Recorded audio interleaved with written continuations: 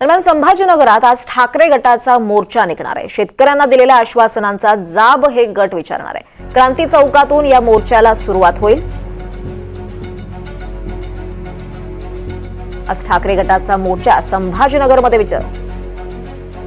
शेतकऱ्यांना दिलेल्या आश्वासनाचा जाब विचारण्यासाठी हे आंदोलन होत आहे।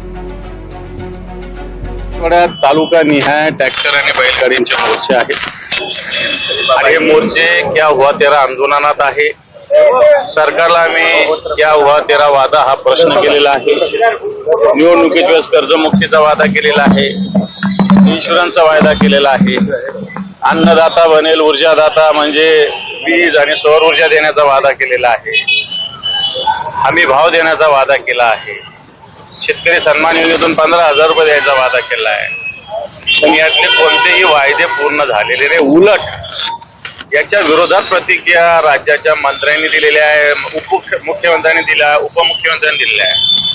याचाच अर्थ निवडणुकीला तुम्ही वादे केले होते हे तुम्ही विसरलात। म्हणून पुन्हा एकदा तुम्हाला आठवण करून देतो आम्ही क्या हुआ तेरा वादा म्हणून शिवसेनेनं संपूर्ण मराठवाड्यात आंदोलन पुकारलेलं आहे।